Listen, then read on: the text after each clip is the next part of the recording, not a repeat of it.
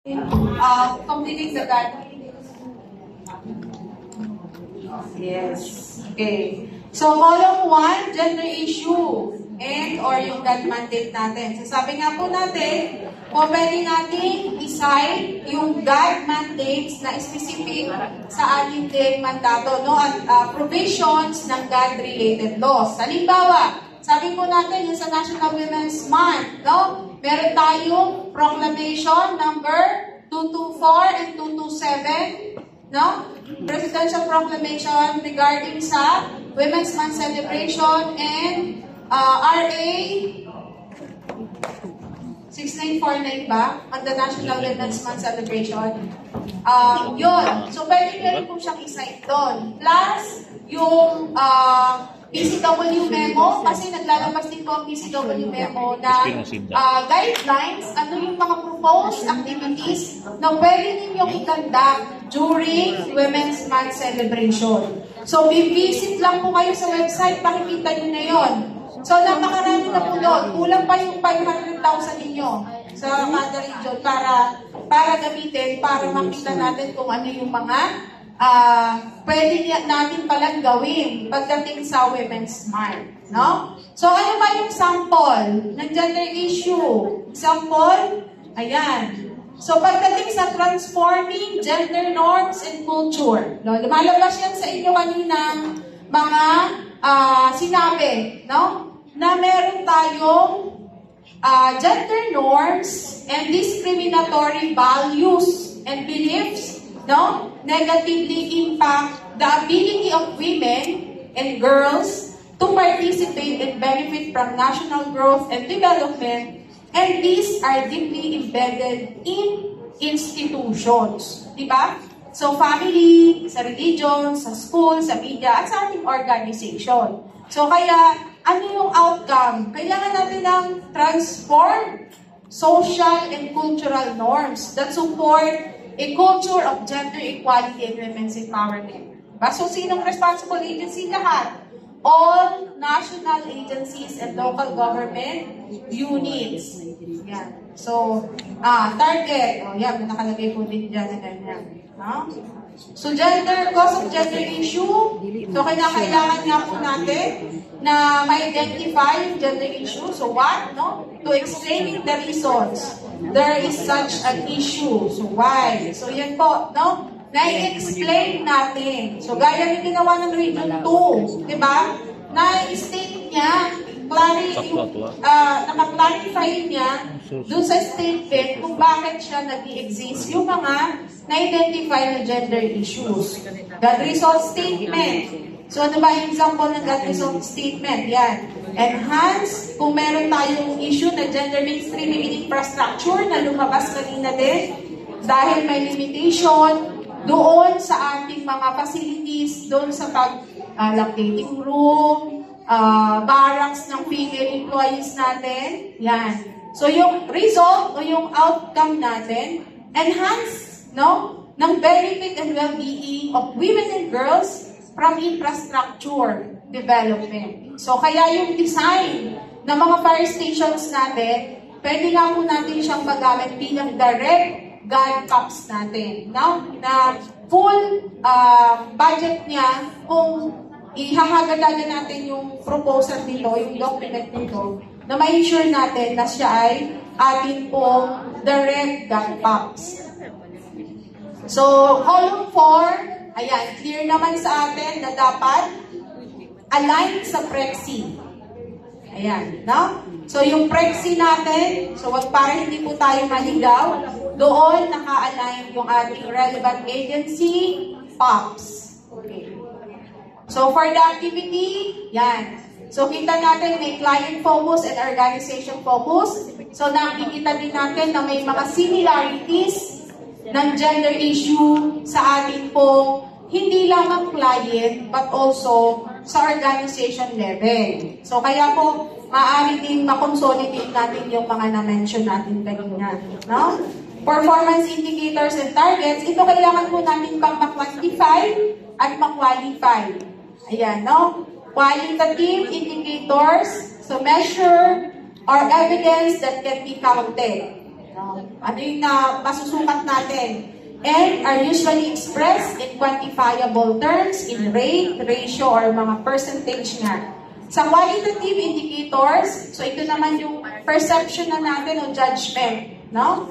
So, yan naman yung ating sinusukat. Ano yung nangyari after na nakapag-train sila, may nabago ba, nag-increase ba yung awareness, yan. So, example ng indicator, yan, proportions of positions, yan, by sex, age, rank, persons with disabilities and population groups in public institutions, public service, including judiciary, no? Compared to national distribution. So, ito naman po ay sa SDG. So, saan siya tumutugon? Sa Sustainable Development Goals. Ayan. So, kasama din po na dapat tinitingnan natin. God budget, ayan. So, malinaw naman tayo na ang GAA, yung ating source ng budget dahil wala tayong ODA budget, no? So, saan ba siya manggagaling? Maaari siyang kuhain sa MOOE, pwede siya sa PS, at saka sa ating capital outlay. Ayan. Kapag naman po ang ating ay GOCC, yun ang kanila ay sa COB o yung Corporate Operating Budget. Again, pag pinag-usapan natin ng attribution, ilalagay doon sa column ng attribution yung ating title ng activity o yung ating program. Ayan, so conduct ng mga activities na na-mention ninyo kanina. Tapos, kailangan ninyo doon yung budget ng na yon, ng program na yon. At i-compute natin yung magiging attribution based doon sa formula ng Haga-Daga.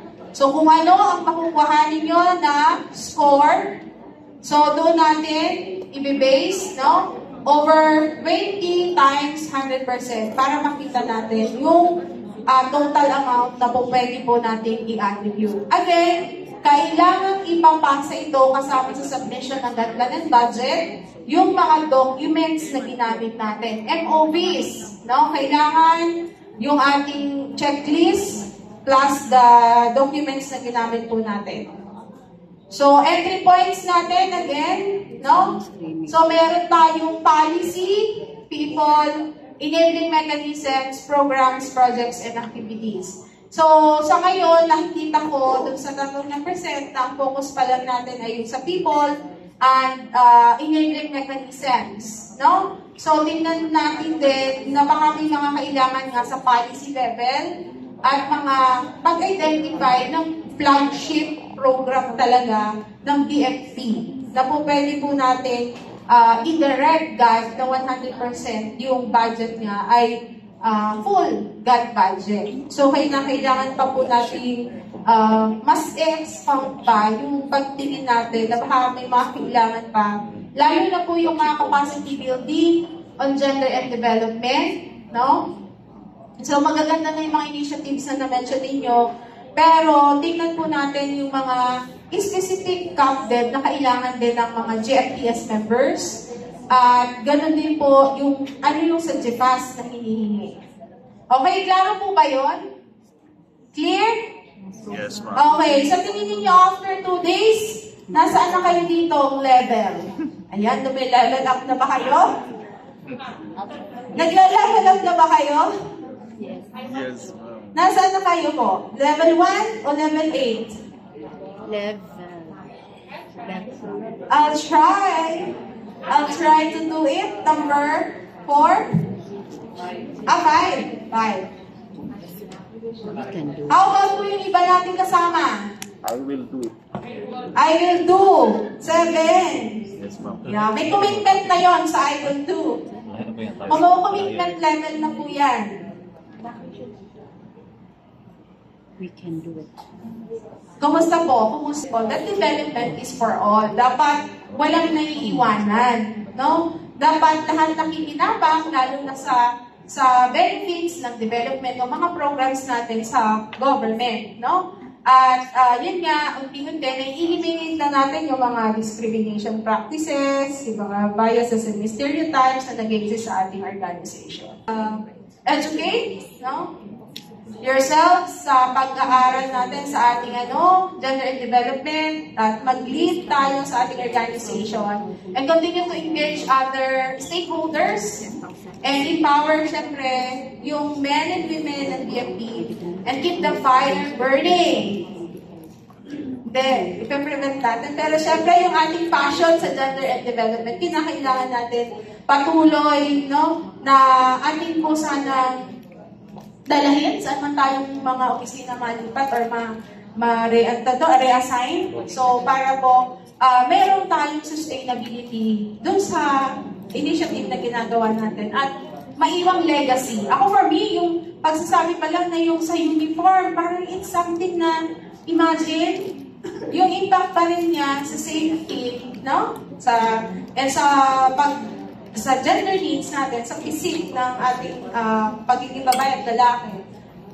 Yun yung kailangan pa rin natin ngayon, di ba? Na-imagine ko, nga, no? Parang hirap pala kung magre-rest ka tapos yung damit mo hindi ka comfortable at maluwag or malaki. Hindi ka makakatakbo ka agad. So, something na. So yun lang po. Thank you so much sa inyong lahat. And we are initiative nyo. And pag